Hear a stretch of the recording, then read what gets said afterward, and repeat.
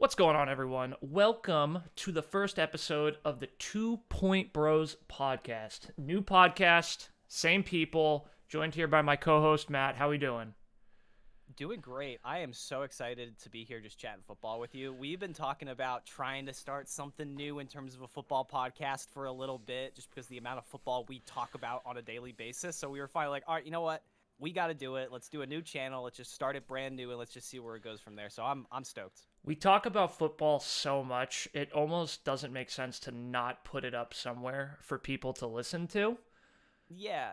Even if they really dislike us and disagree with us, I hope there's something for somebody. Yes, and we've done a lot of introductions, so I'm going to just very quickly. Matt's my little brother, big Patriots fan. I'm Yes. a big Giants fan. We talk a lot of football. We sometimes disagree, we sometimes agree. We're not sure how this podcast is going to go. Is it going to be Skip Bayless, Stephen A. Smith screaming at each other, or is it going to be Mike Florio and Chris Sims being best friends for 3 hours? We're not quite sure how this is going to Yeah. work. Yeah, you never know. And the one thing I will say is your knowledge of football, just the game itself and how the game functions and the rules is definitely a lot more than I know at the moment, but you're kind of helping me like learn along. I know the players, I know the contracts, I know the teams, I know what everything's going on, but in terms of the game itself, that's definitely something where like we'll play Madden and you're like, dude, throw it to the X. And I'm like, all right, man, I'm trying. I'm trying. I'm learning. I'm figuring it out, but that's still kind of confusing to me. It's all good. It works out for this, right? We'll bring some people along, hopefully teach them some cool football stuff, and Exactly. no better time to start a podcast either. Just quick note, it's May 14th. NFL schedule should be coming out today. That'll be a big topic as we start, but it's a great time to get into football because there's not a lot going on. So kind of follow this journey with us. We're going to try to do weekly uploads, post some clips. We both have crazy life schedules, so we'll see what happens. But this is for fun, and we're looking forward to it. So Completely. And the best thing I can say is it really does seem like at this point in time in the NFL, both our teams are on upwards trajectories. So it's yep. like it's very exciting to be Patriots and Yes. Giants fans at this moment. Yeah, when you're the fan of a not so great team, April and May and June are really exciting months because your players look really good in practice, all this good stuff. You just drafted new players that are supposed to make your team Super Bowl contenders, and so I think all that put together it makes May and June really exciting. Um, Definitely. but the first thing to talk about is the NFL schedule. So, for anyone who doesn't know, the NFL each year becomes more and more dramatic in how they do things. So, the draft each year is more and more dramatic. We have Roger Goodell coming out in a bike with a bunch of, I don't know, it looks like gang members behind him. I'm not quite sure. And now we have the NFL schedule being leaked, and they leak each game individually, one at a time. So then all the media, including small channels like us, can talk about it. But we're gonna do a transition here. We're gonna look at some of the games. May 14th, 8:30 in the morning. But um, the the full schedule should be coming out tonight around 8 o'clock for most teams. So what I'm gonna do is we're gonna do a fun transition here. I'm gonna pull some things Ooh. up. Matt, Uh-oh. can you see my Uh-oh. screen? Okay. Oh, I gotta hit watch stream real quick. Yep, I can see it. So first game to talk about, first leak, leak, opening night on NBC Thursday Night Football. Dallas Cowboys against the defending Super Bowl champs Eagles. What are we thinking here as we look at this? I am just excited. Well, I mean, it's a great opener because that's a great rivalry. But also, I think it might be a tiny bit of a lopsided game for the Eagles, especially with the Cowboys just having no run game and some rookie offensive linemen that need to protect Dak back there. So I'm curious to see how it ends up working with the Cowboys. I think that the Eagles are just gonna blow it out, but I think this is a good opener, at least as a slight Eagles fan, to see them blow out the Cowboys in fun. Because I mean, both you and me, and especially as a Giants fan, I know you know this. Both of us dislike the Cowboys quite a bit, so it was going to be fun to see that happen. We definitely do. The Cowboys are still are the wealthiest franchise in all of sports right now. And it is smart to get the Cowboys games, especially on primetime, out early because by Yeah. week 7 they might be 1-6, and no one cares. So let's get the Yeah, no. Cowboys games out early so then the fans Mhm. can enjoy it. So That's a great, and their offensive lineman that they drafted in the first round, Tyler Booker. I think that's a great pick. They need to build the trenches, but it's just I don't think it's one that's going to necessarily impact this year. I think offensive linemen always need a year or two to develop correctly, but then just their run game, the Cowboys' run game is going to be so bad this year. They're not gonna be competitive through a lot of games, I could see. And hey, I might be wrong. I feel like we've said that about the Cowboys before. And then they go and win 12 games for some reason. You're just like, all right, my bad. Sure, go lose in the first round of the playoffs now. Whatever. Dak Prescott, Dak Prescott's he's a regular season merchant, and what I mean by that is he always is popping off in the regular season. In the playoffs, it kind of flames out. Yeah, I agree. I mean, we all know Dak. If we take a step back, a lot of people know a lot of things about the Cowboys because they're on TV so much, and not just the games, but also people talking about them, including, sadly, us. We are part of the problem here. So I'm going to make it short and sweet. Dak has always been really effective when he has a strong run game, but it seems like the Cowboys are doubling down on this past game with the George Pickens trade from the Steelers. So it seems like they're doubling down on something that doesn't really work. But we shall see. Dak is the highest paid player in the NFL, and that is absolutely ridiculous because he's not even a top 10 quarterback, in my opinion. But the man has made his money, and yes, so really quickly, let's quick chat about the George Pickens signing because it was fairly recently at this point. Oh, trade. Trade, yes. Good trade for the Cowboys in my opinion. When I first saw it, I was like, hey, Cowboys needed a number 2, traded a 3rd round pick, and then pick swap something later in like the 5th or 6th. Yeah. That's totally fine. It seemed like a good trade, and George Pickens is a good wide receiver. So it seemed like at first, when I first looked at this, I was like, wow, Cowboys made a smart move. And then I really started like looking into it and thinking about it. It was like, oh, anytime Steelers wide receiver leaves, usually doesn't work out well. I think history, kind of proves that one. And again, different people could be completely different with this situation, but if you look back at, Antonio Brown, Chase Claypool, Juju Smith-Schuster, most recently Deontay Johnson, none of them have worked out leaving the Steelers. What about Chase Claypool?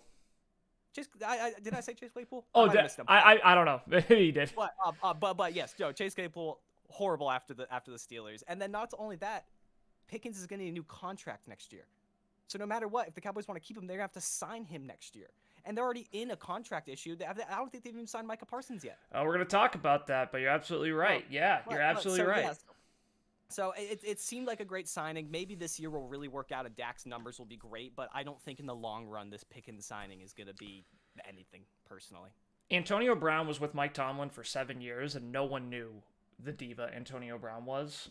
No. And that is because of, and the head coach, I'm blanking on his name right now. Oh, Tomlin. Tomlin kept that under control. Tomlin could not keep Pickens under control, and now we're sending him to a first-time head coach, Schottenheimer, the offensive coordinator for the Cowboys, promoted to head coach this year. And we're saying, okay, now you get to manage this. To me, I mean, it's glorious and it'll be fun to watch. And that is, the Cowboys. I always tell Cowboys fans, I don't like your team, but God, they are fun to watch. They are a fun team. They're either an explosive offensive juggernaut with CeeDee Lamb, who is one of the best receivers in the NFL, or they're just imploding all over the place and we get to enjoy the show. So yeah, no, it's true. It's true. Either way, it's good. Yeah, it's a good game. I like I said, I think the biggest thing is I think the Pickens trade probably moved the Cowboys into a few more primetime games. It's a little more exciting, and Cowboys draw a huge crowd. NBC is trying to break the record for opening day. This could possibly do it, and let's get the Cowboys primetime games out of the way early. I'm sure that is a strategy while they're still relevant because they might not be come week 8. So yeah, no, especially with a rookie head coach. Never know. So jumping to another game that's been leaked, we have the Thanksgiving game. So the Chiefs, they just jump all over the place. I think they are playing the Christmas game, and I think they are also playing on Thanksgiving. I think the Chiefs are actually pushing to become a staple on Christmas the same way the Cowboys are a staple on Thanksgiving. But this game right here, what's interesting about this one, this is, quote unquote, the battle for America's team. And to me, that is super interesting because the Cowboys, they love to brand themselves as that, America's team. But seriously, in the past 3 years, no one has pulled more ratings, more jersey purchases than the Chiefs. And where the Cowboys deserve none of it, they haven't made a NFC Championship game since I was born. The Chiefs have won 3 Super Bowls in the past 4 years. Like they deserve to be where they are. But this is the battle for America's team on America's Day. So that is actually kind of fair. That's kind of fair. I feel like always as a Patriots fan, whenever I hear America's team, I'm always like, I'm not saying the Patriots are America's team or anything like that. We had a lot of success not that long ago, but the Patriots, right? Like, what did I just feel like our emblem and logo? I don't know. The whole America's team thing I always felt was silly. Although I don't want the Patriots to be known as that. It just No. the emblem makes more sense for the Patriots in a sense. But I guess that's fair. I hate both teams so much. I am excited for the game, but I'm also not excited for this game. These are just two teams that I hope they both lose when they play each other. I hope it's a tie. Big tie. That would be my favorite thing to happen in this game. But no, I mean obviously I think Chiefs are gonna clean the floor with them. I have the Cowboys had success on Thanksgiving. I know the Lions always lose on Thanksgiving. Cowboys do have maybe success, they've won but once. Cowboys do because it's always against my Giants, and I'm very excited it's not yeah, this year. yeah. The past couple years, Thanksgiving That's a good has been me eating way too much food and then like checking my phone and Yeah. it's like 38-7, Giants are losing, and That's so yes, the Cowboys do have some success.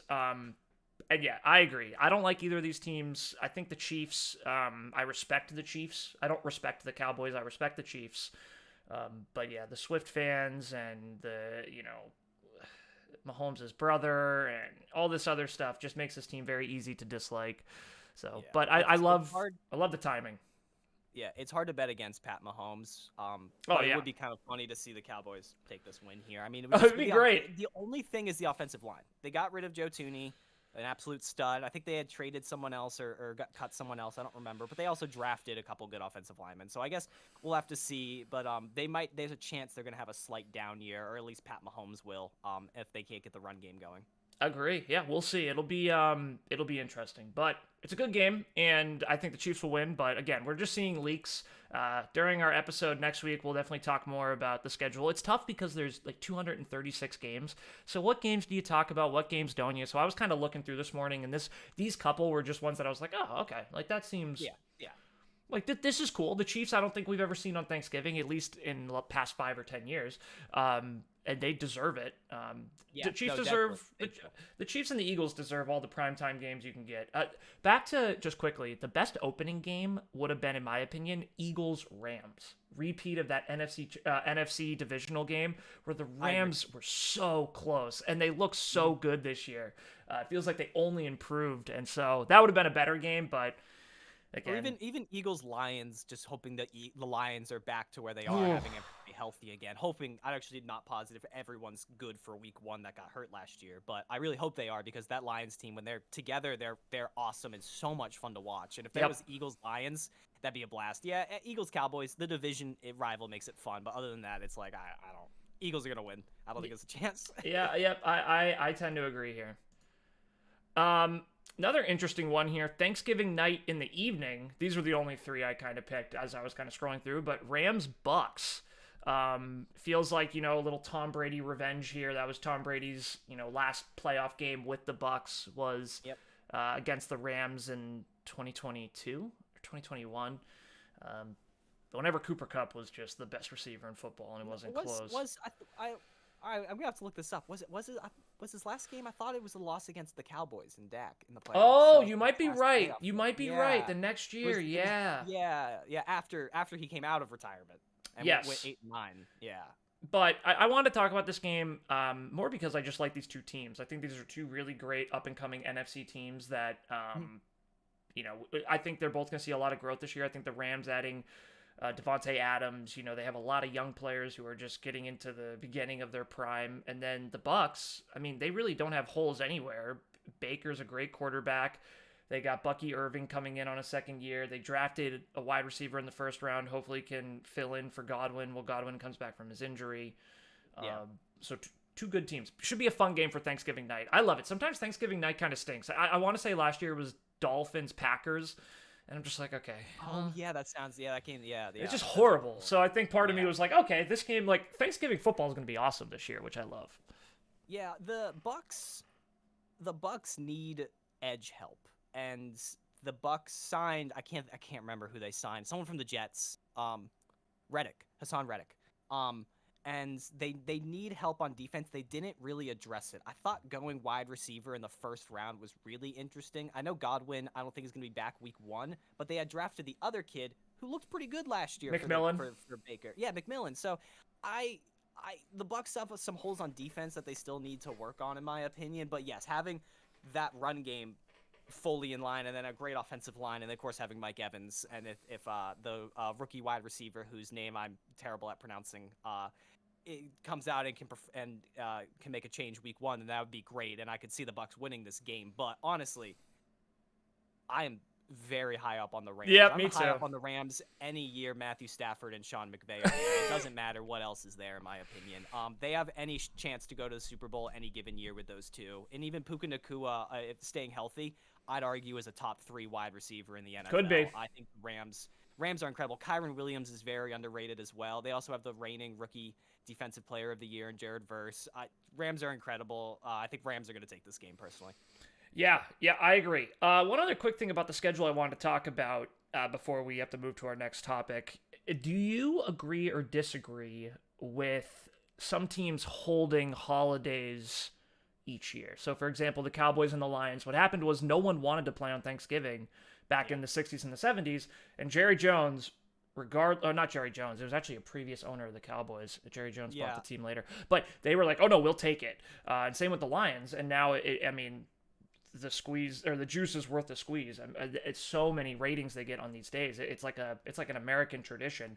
Do you agree with these teams kind of pushing or holding these holidays, or would you like to see different teams? And I can tell you my opinion first if you want, but I've never really thought about it, in all honesty. I think that's why I want to give my opinion first. This is just the first time I've ever had this thought, and I guess I'm kind of conflicted because at the same time, I feel like I have seen the Lions play on Thanksgiving a lot, but in the same way, if you get turkey every Thanksgiving, I also see the Lions on every Thanksgiving. So it's kind of like a tradition that I'm also for it, but I wouldn't be against seeing other teams. Maybe if they did, like, my opinion would be, it wouldn't be like, yes, change it or no, don't. Maybe like 1 year don't have the Lions there, and then do them for like 5 years in a row. Then maybe 1 year, like change it up a little bit. But I think the tradition, a lot of people like. So I think having just the Lions and Cowboys and maybe now the Chiefs going for Christmas now, I think creates staples in the NFL that people just like. They're like, oh, I get to watch this now, this Christmas, and that's what I'm used to. So I think people like that. So I get it, but I think maybe changing it might be fun. Yeah, I think it should stay. Like the same way every Thanksgiving you have turkey and stuffing, even though my favorite food in the world is Mexican food. On Thanksgiving you have this. My favorite team is the Giants, but on Thanksgiving I have to watch the Lions and the Cowboys. It's just what I have to do. So I think they keep it. I like the Chiefs pushing for Christmas Day. I think that'd be cool. They wear red, kind of a Christmassy theme. I think it's a cool idea. And where maybe a team like the Cowboys and the Lions for a long time haven't been relevant, the Chiefs are very relevant. So seeing them on Christmas Day, brings a lot of ratings to the NFL. And the NFL, if the NFL is, really, like we all say, a money-making business. I mean, that's how you make your money, right? You do this. So I think I stick for it. But if they came out and switched it, it'd be fun to see all the fan bases get super upset about it. Exactly. And so I would enjoy that too. So. Yeah, and not only that, it's for years the Lions have been on Thanksgiving and have not been good. I think also there is a level of now the Lions are good. The Cowboys, I don't think are going to be that competitive this year, but have been competitive in the past. And now the Chiefs are, of course, Super Bowl contenders every year. I think teams like that should be playing on holidays every other year. But of course, they can't sustain that success. That's what makes the NFL interesting. So it's, again, I would lean towards maybe changing it every once in a while, which is a weird thing to say. But I don't know. I think the people like the repetitiveness of it. Yeah, I agree. Fair enough. Let's jump to the next subject here. We have 3 all-star defensive linemen who are all still not signed on their extensions. You see guys like the Raiders player. I'm not going to remember his name because we're recording a podcast. It's the first one. I'm a little nervous. Who's the Raider? Crosby. Crosby signed a big contract. Who are some other top line edge rushers who have been signed to big deals? I'm trying to think. I can pull up some people. I mean, of course, the biggest unsigned defensive player is Trey Hendrickson still at this point. Bigger than Micah Parsons? I think it's kind of understood at least Micah Parsons is going to play for the Cowboys this year regardless, right? Like, do you think he's going to, like, I guess I've not heard a whole lot. I guess I haven't been following it, like, because Trey Hendrickson has been so outspoken about it and been coming out and really crapping on the Bengals and just saying, like, yeah, Zach hasn't reached out to me. We've had not a lot of dialogue about this. So, yeah, no, it seems like it's pretty bad over there. Let's start with Trey. Maybe we take a bigger step back here for the listeners. there are some franchises that in the past couple years, there's been questions on, are they trying to win games or are they trying to make money?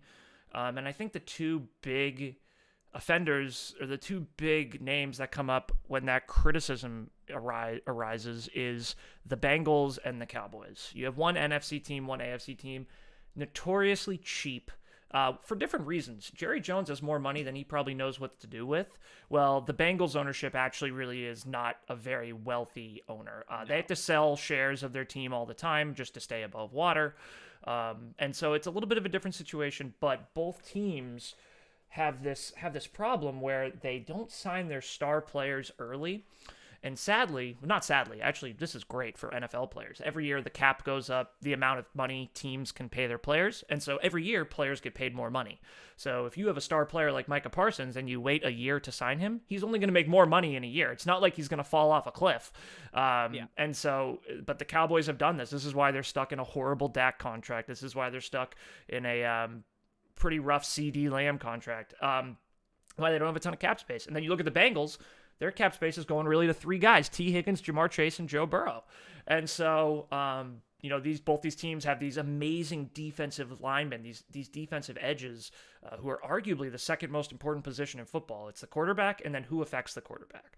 And so both of them are unsigned. But talking about Trey Henderson quickly, he went to the field yesterday because training camp has started, and he went right over to the media and started talking because there's been no communication. This guy is one of the best pass rushers. And by the way, a team last year who got blown out very often and still was having sack production, which is pretty amazing because when you're getting blown out by 2 or 3 touchdowns, the team just runs the ball. It's hard to get sacks as a defensive lineman, and this guy still does it. And the fact that the Bengals haven't signed him yet is pretty wild. Yeah, no, it's insanity. I mean, I think the last 2 years has led the league with sacks with around 17 sacks. Yep. Trey Hendrickson, please come to the Patriots. That would be fantastic. We could use 17 sacks this season. It'd be a great signing.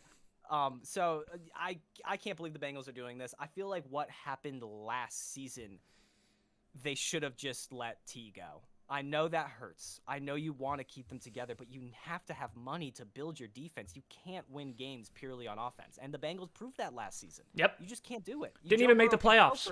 They didn't make the playoffs. Joe Burrow can throw for 40-something touchdowns because you guys are down 30 points and you have to throw it 18 times in the fourth quarter. And Joe Burrow's that accurate. He's going to get all those points, and his numbers are going to look amazing this season. But it's not helpful for the team at all. Nope. Yeah. And not only that, I mean, I do like Chase Brown, but they need a run game. I mean, the Bengals are a team that I want to make the playoffs every year because when they make the playoffs, Joe Burrow is so fun. To watch in the playoffs. They're one of those teams that's just you don't expect, and all of a sudden they're just winning and winning and winning. You're like, how are they doing this? But yeah, they're just boring the way they're doing it right now. And as much as I want to see Joe Burrow throw for 40 more touchdowns now and not make the playoffs, you know what? I take it back. I don't want to watch that this season, but I will watch it this season because it's going to happen again. Yeah, I don't know what the Bengals are doing. They're a team that frustrates me. They're similar to the Bills in a very different way because the Bills are rivals. I like Joe Burrow. I don't like the Bengals. I like Josh Allen. I don't like the Bills. The Bengals as an organization just frustrate me. And they do things so dumb, in my opinion, which, is a silly thing to say, I think, because that's the Bengals organization and I'm me. But it's they do things in such a silly manner that's just why would you do it like that? I mean, I've heard stories of them throwing out old jog straps in the middle of the floor and everyone kind of has to pick one up and put it on and get to practice. And they barely had showers or something for a long time. I mean, it's crazy what they've been dealing with over there in the jungle. So, yeah, I don't know. Bengals I'm down on this year as much as I love Burrow. Burrow will be a good fantasy quarterback this year. Yeah, and Chase and Higgins are good wide receivers. There's no doubt. Yeah, they're gonna be good. They're gonna be good in fantasy. But yeah, if the Bengals don't sign Trey Hendrickson, even if they do, we saw the production that happened last year. So I think they're gonna be in a bad spot if they don't sign him. Yeah, new defensive coordinator over there. They fired Lou Anarumo, who was a good coordinator to be honest, but had a bad year last year. They need a lot of defensive help, and there's no doubt about that. The difference, not only that, so sorry to cut you off, but not only that, the person they drafted in the first round only had 3 sacks in his whole college career. Now I think Trey Hendrickson was similar, and of course that production, you get to the NFL, you have someone like Trey Hendrickson in the building, he can help you get to that spot. So it's like you need him there to help develop your rookies. So yeah, I don't. If the Bengals don't do it, Well, let's go Ravens in the AFC North. we could talk about the Bengals for a while here, but clearly you can see the flags behind us. We don't have Bengals flags, but No, you could talk about the Bengals for a while. But that rookie they drafted in the first round, he didn't sign his rookie contract, and he has not gone out and practiced. Right. So That's right. I forgot. It's just the Bengals are a notoriously cheap team. Bengals fans out there, like, I'm so sorry. Bad ownership. Hopefully, in a couple of years, it's a similar to the Washington Commanders, where they get new owners, bring in a new GM, a new coach, and look at how they turned it around. Even as a Giants fan, I have to admire it. But I think the difference about Trey Henderson and when you look at the Micah Parsons situation, Micah's gonna get signed. If Micah is the face of the defense, Micah is a huge leader on the team. Jerry is bad at managing his money. The Bengals are cheap. There's a little bit of a difference. And the third player to talk about, too, a little bit is TJ Watt. He's on the last deal of his contract with the Steelers, and he's only making $15 million, $14 million. It's extremely underpaid. TJ is a burner. He's a grinder. He doesn't care about this stuff, but it would not shock me if this maybe doesn't get signed until August. And so you have these three edge rushers where these teams, Steelers, Bengals, and Cowboys all need their defenses to play well to be competitive. So in your opinion, I guess, to kind of close this off, because we could go in a ton of different directions, out of the three, who gets signed first and who gets signed last? And does someone leave their team? I think Trey is gone. I still could genuinely see him getting signed to the Bengals. I think Trey's gone, though, just from how everything's gone down. It seems like it's a lot more personal, and the Bengals are being a lot worse about it than the other teams right now. I think the Steelers will sign TJ Watt because they desperately need him. If Aaron Rodgers is not coming in, which I can't imagine that would be a huge help, and you're running the season with Mason Rudolph and DK Metcalf and Jalen Warren, or I think it's his name, the running back there now. Got it. They need him. If they don't sign him, similar to the Bengals, it's just going to be like, all right, well, at least the Bengals have a good offense. Steelers are going to have a bad defense and a bad offense. So that's just not a good move at all. So yeah, I think TJ Watt will be the first one to be signed. I think Trey Hendrickson leaves, and I think Micah Parsons gets signed the day of the Eagles game. I tend to agree with all those. I think Trey's press conference yesterday, if anyone didn't have a chance to listen to that, it's up on Twitter, YouTube. It's pretty damning. Trey's pretty hurt. It's his home. His kids were born there. His wife is from there. He's from there. He's a little heartbroken, and he really put the team on blast, and good for him, right? Stand up for yourself. It's a little ridiculous. So I tend to agree. He might not be back. I think the Steelers are quiet, old school franchise. I think they'll get that done. I think they know they have to get it done. Is Aaron Rodgers only going to play for 10 M's? So maybe they'll have the money for it.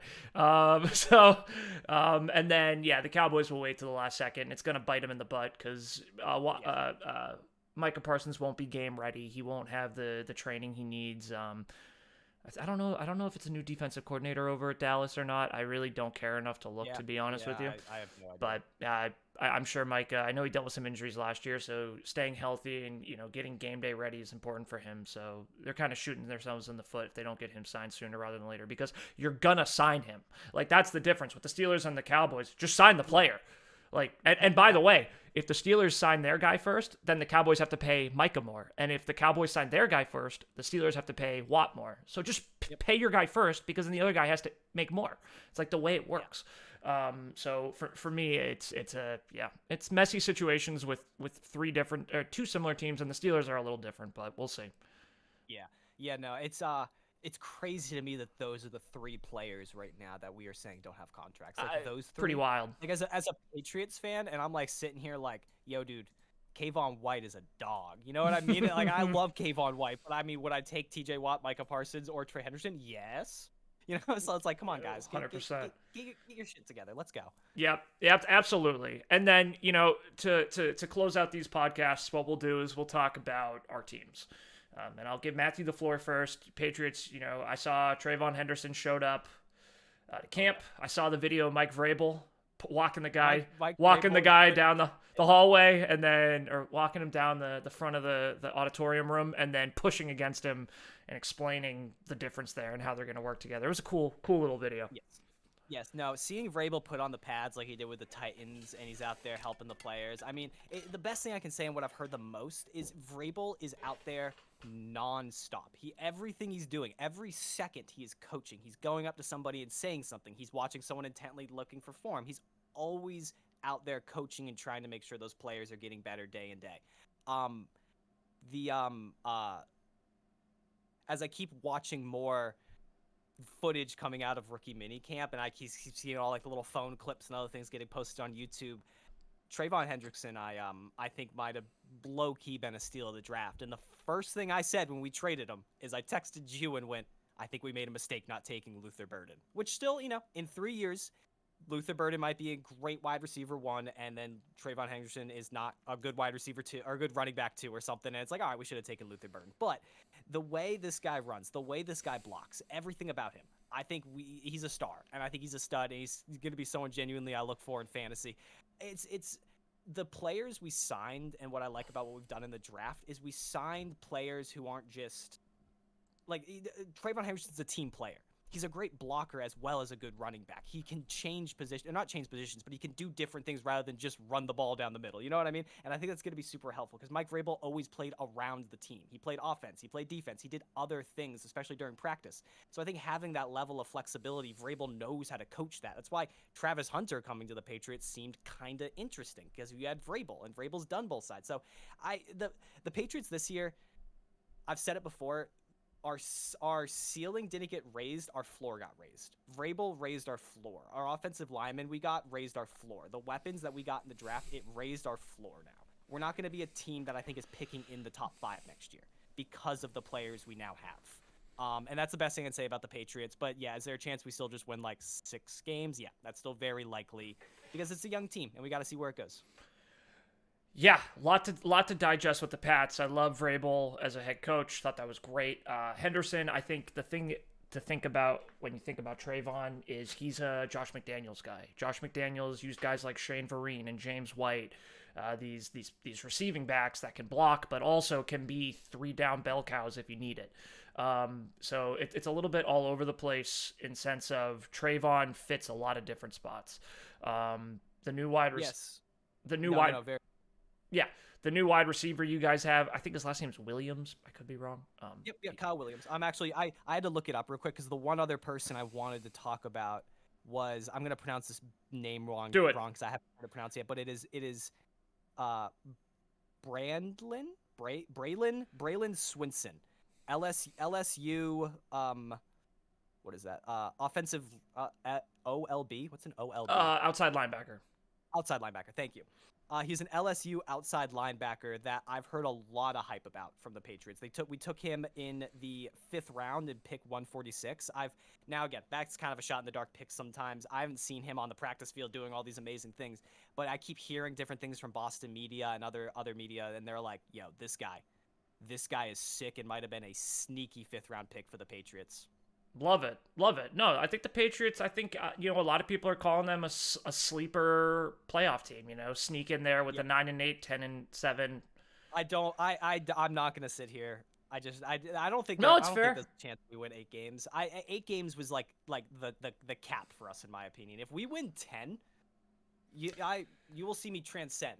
Yeah. You'll see me go up another level. Like I don't think that's possible right now. Especially, I've had to watch. That team last year was abysmal, but at least Drake May was exciting. But watching those last Mac Jones, Bill Belichick years were genuinely some of the most excruciating things I've ever had to do in my life. So to sit here and be like, "Oh yeah, Pat's going in this year winning 10 games," no. I think there's a lot. I think it really is all dependent on Drake May and his growth and how Josh McDaniels brings him along. Yeah, and Vrabel. And I think, you know what? I actually think I agree more with what you said. Vrabel's proven.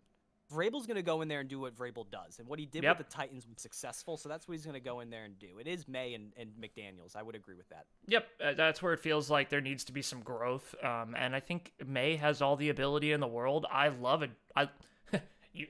If anyone is familiar with our old Snowcast on the old channel, I talked about Drake May a lot, and I was very excited about him. So, yeah, absolutely. I think it's all dependent on Drake, and I think the Patriots have a lot of upside, and I think a lot of people are sleeping on him, which is powerful. The 2022 Giants, people don't talk about this, but everyone slept on us, and we started winning games very quietly, 1 o'clock games, just doing our business, winning those games. And next thing you know, we had a 9-7-1 record, and we were in the playoffs, and so it can happen. And so I think the Patriots could be that team this year. I could see that. I could very well see that. I really hope though. I really hope it's good. No matter what, I think we're going to be a lot more competitive through each game. There were a lot Should of be games fun. last season we lost by like 30 points. And that's hard. Like it was hard to watch from time to time. But yeah, no, I think it's going to be a lot better. But what about them New York Giants? No, I guess them New Jersey Giants, if I want to say it correctly. Sorry. That's okay. Yeah, there's a lot going on with the Giants. I think the biggest story is Jackson Dart. He's really impressed these first couple weeks in the mini camp. Now, take it with a grain of salt. He's not playing against a real defense. No pads. No pads. But I think the things that are really interesting to see is Dable hasn't looked this happy, in my opinion, since he was hired, and with Josh Allen before that. That's true. That's true. I think Dable and Shane feel really confident in this guy. I think his stock is kind of moving up in the sense of I think a lot of people had him as a late second round pick or early second round pick going into the draft. Giants picked him at 25. But I think, with the interviews they've done with him, some of the, film we've seen from Ole Miss, and now some of the throwing he's been doing here at training camp, it's easy to be excited. And I think the thing that's really cool, the thing that I just take a lot of solace in, I really hope we keep Jameis with all this Saints quarterback drama, which maybe we can speak on a little bit after. But if we can keep Jameis and Russell Wilson, there's no pressure on this kid. And the Giants can seriously just play him when they feel like he's ready. That might be week 5. That might not be at all this year. We don't know. But there's no pressure to get him out there. And I think the other thing, too, is I think the exciting thing about the Giants is Russell Wilson is a starting caliber quarterback. And I think on the Steelers under Arthur Smith, he did okay. Now he's on the Giants with Brian Dable, who I believe is an infinitely better offensive coordinator. That should help. You get a Malik Neighbors. Hopefully the offensive line holds up. You have Cam Scatterbo, the rookie running back, with Tyrone Tracy. There's pieces. And so it feels like the Giants might actually be able to sneak out some games. Plus, our defense is ridiculous on paper. You will hear me say that for the next 3 months. Our defense is ridiculous on paper, because I've seen Avenger teams come together. The 2018 Browns are the one of most recent memory where it just fizzled and faded as quick as it came together. But it really is. It's a big year for the Giants. The other thing I've been thinking about is if they fire Dable this year, I will be really upset, and that'll really bother me. So I really hope they win some games and Dable and Shane are able to keep their job, because they got their quarterback. Now they deserve a couple years to develop them. And final thing is just everything with Dart, the interviews, the Giants life that came out, the moxie this kid has is just so refreshing. He reminds me of a Patrick Mahomes, Joe Burrow, Josh Allen, even a little bit like a Drake May, in the sense of just like they kind of have that dog mentality. They're not afraid of anything.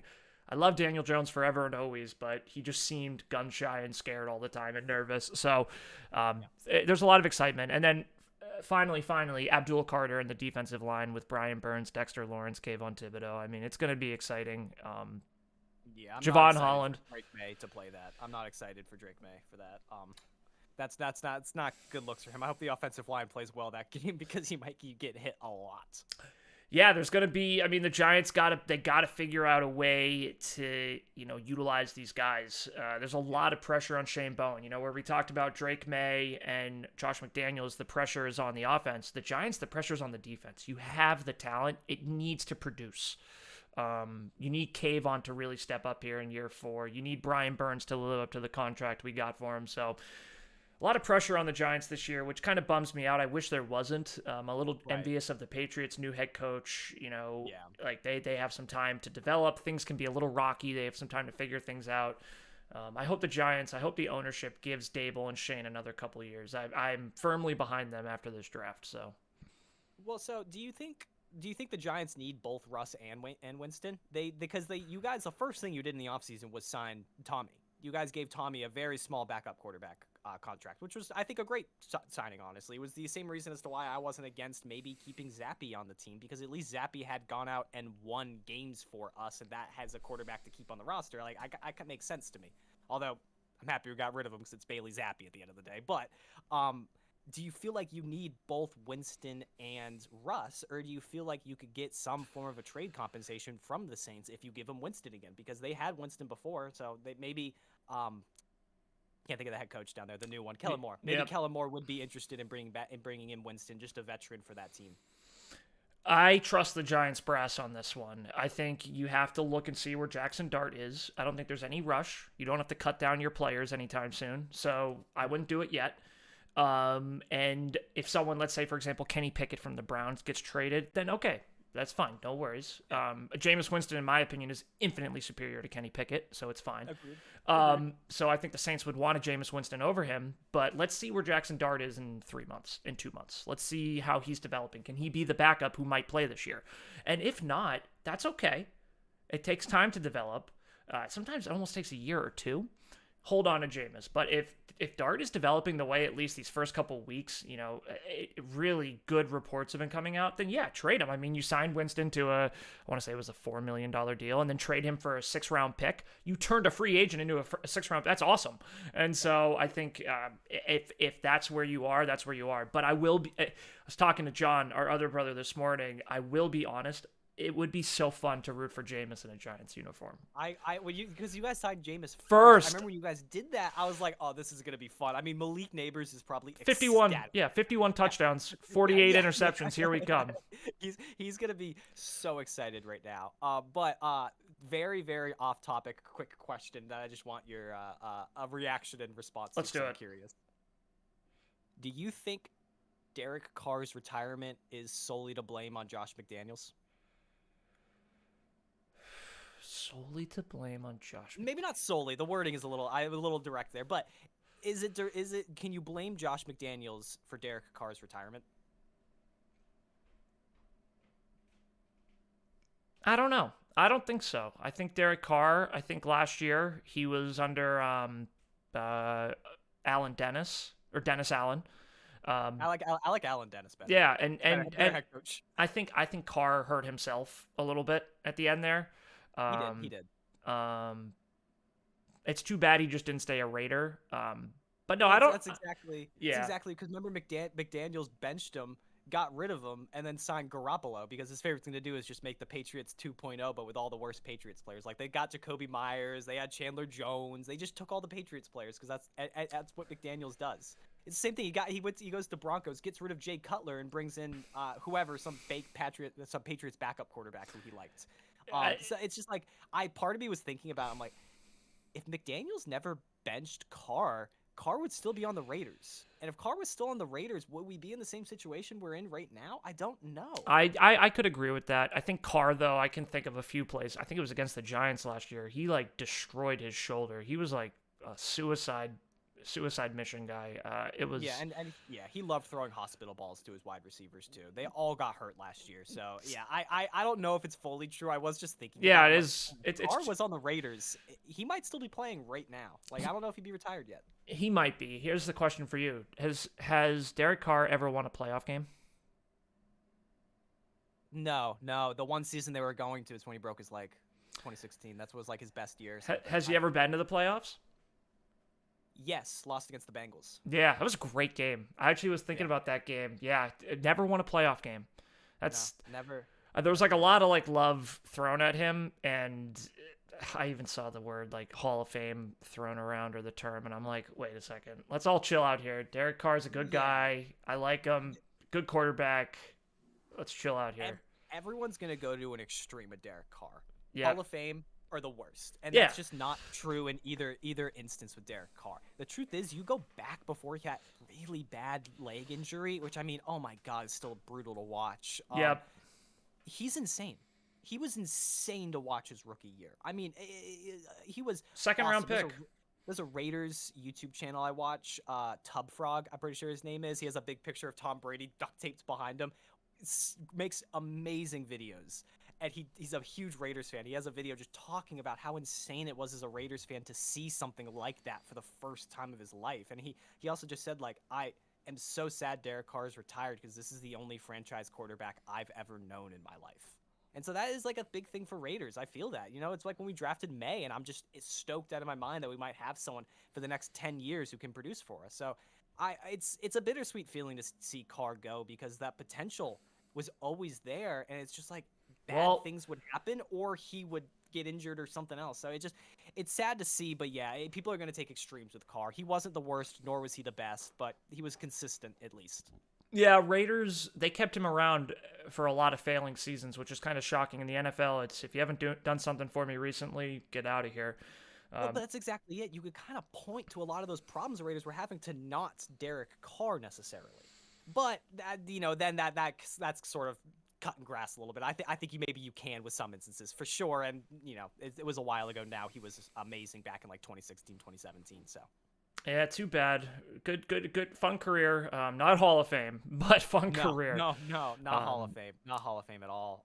But yeah, I mean, it could have been. It genuinely could have been without that leg injury from the way his rookie season was looking. And obviously, so it's sad. I think it speaks to Derek Carr a little bit. He wasn't on our agenda today, but we found our way to him naturally because it is a big deal. And especially, two people who have been fans of the NFL for 8 years, 6 years. Derek Carr has been a constant quarterback that we've watched every year. We've seen him in different games. It'll be like when Kirk Cousins retires. It'll be like the same thing. Like, man, that's a guy we kind of came in to the NFL with as fans. And so, I wish him nothing but the best. I think Carr had an injury. I think his shoulder wasn't feeling great. I think as he was starting to ramp up, it still wasn't feeling great. And then I think that in line with new head coach, new team, not quite competitive in the worst division in football, he probably looked and is like, hey, I have a wife, I have kids, I have made $200 million.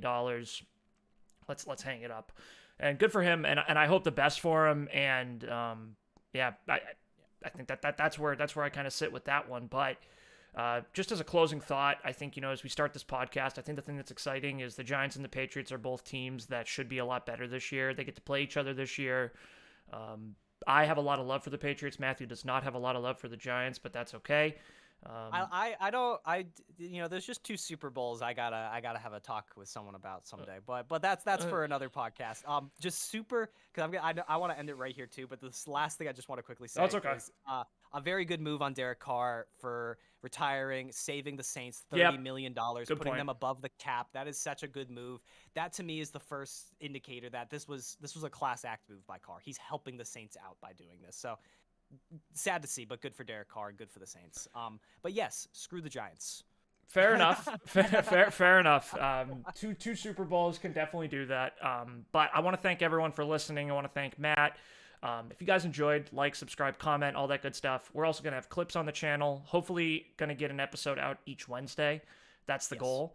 And we hope you enjoy the ride. Yeah, and thanks so much for anyone who was watching till the end. We really, really appreciate it. We'll see y'all soon.